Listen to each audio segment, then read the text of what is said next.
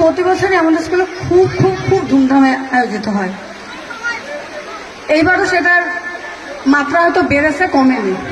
তোদের মনে হচ্ছে ম্যাম কেন বাইরে, ম্যাম কেন স্টেজে যাচ্ছেন না, কেন দিদিরা এত গিয়ে রিকোয়েস্ট করছে তাও ম্যাম কেন আসছেন না।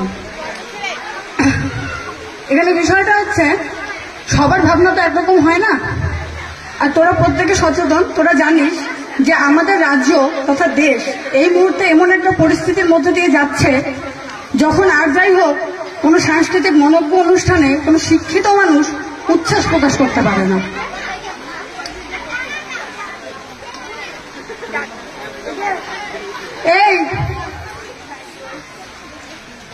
তাই আমার অন্ততপক্ষে মনে হয়েছিল, আমার ছাত্রছাত্রীদের কাছে এই এক্সপেকটেশনটা ছিল যে এই বছরের অনুষ্ঠানটা বোধহয় আমাদের বর্তমান পরিস্থিতির সাথে সামঞ্জস্য রেখে অনুষ্ঠানটা আয়োজন করা হবে। কিন্তু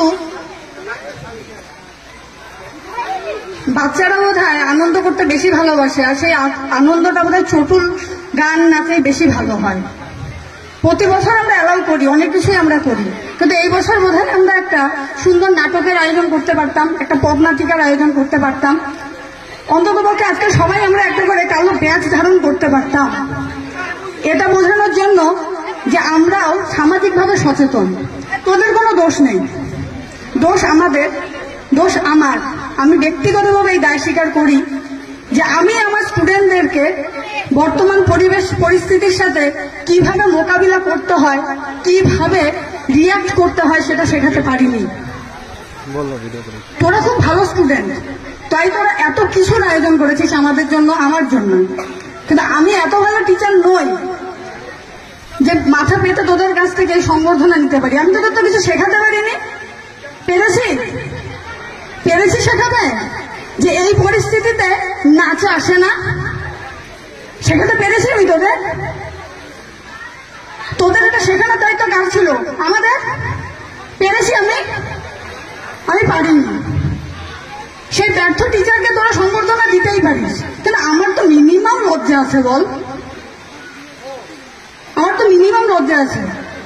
দিনের পর দিন ক্লাস 12 ক্লাস করে না, তারা আমাদের জন্য গিফট কিনতে গেল। কোন লজ্জা নেবো আমি? যাদের আমার ক্লাসের প্রয়োজন নেই তারা আজকে আমাকে ফুলের তোড়া, পেন গিফট দেবে, কেন নেবো আমি? আমার কাজ কি শুধু সিলেবাস পড়ানো?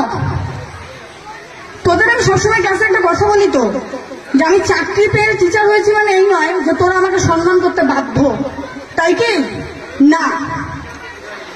আমার কাজ, আমার কর্ম সিলেক্ট করবে তোরা আমাকে সম্মান করবি কি করবি না।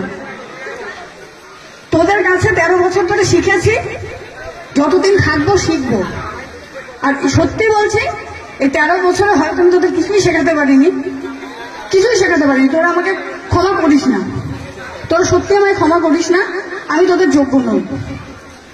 আমার যে কর্তব্যটা পালন করা উচিত ছিল আমি তোদের সাথে করতে পারিনি। কেননা আমার মনে হয় যে শিক্ষা তো চেতনা আনে, তাই না? শিক্ষা চেতনা আনে বিপ্লব, আর বিপ্লবের মুক্তি। তাই আমরা শিক্ষায় মুক্তি খুঁজি। আজ আমরা কি বুঝতে বসেছি এখানে? কারোর মুখে মিনিমাম এতটুকু একটা স্টুডেন্টের মুখে শুনছি না এই বিষয় নিয়ে কোনো চর্চা, যেখানে আমাদের সারা রাজ্যে সবাই পুরস্কার ফেরাচ্ছে। গতকাল আমাদের এখান থেকে 40 কিলোমিটার দূরে রাতে কিছু গ্যাঙ্গিগুলি শিল্পী মানুষের ওপর আক্রমণ হয়েছে, অথচ তোরা আজকে শিল্পেরই তো বড়াই করবি স্টেজ জুড়ে, নাচ গান। কালকে এখান থেকে 40 কিলোমিটার দূরে শিল্পীদের উপর আক্রমণ হয়েছে। সেই ধিক্কারও বোধহয় আজকে আমরা শিল্পটাকে ত্যাগ করতে পারতাম, বা শিল্পটাকে প্রতিবাদের ভাষা করতে পারতাম। পেরেছি আমরা? পেরেছি কি? পারিনি। দায়িত্ব কাদের ছিল? হ্যাঁ, আমার ছিল, আমি পারিনি। কিসের সংবর্ধনা নেব আমি? যদি 1 বছরে যোগ্য হয়ে যায়, পরের বছর যদি যোগ্য হতে পারি, সামান্যতম তোদের যোগ্য হতে পারি, তোদের কিছু শেখাতে পারি যেটা সিলেবাসের বাইরে গিয়ে কিছু শেখা, আমি নিশ্চয়ই সংবর্ধনা নেব। আর যতদূর স্টেজে কেন উঠলেন না ম্যাম, স্টেজে কেন উঠলেন না, এটা আমার সম্পূর্ণ একজন প্রফেশনাল মানুষ হিসাবে আমি বলি, স্টেজে তো আমি 4:30টার পরে উঠবো।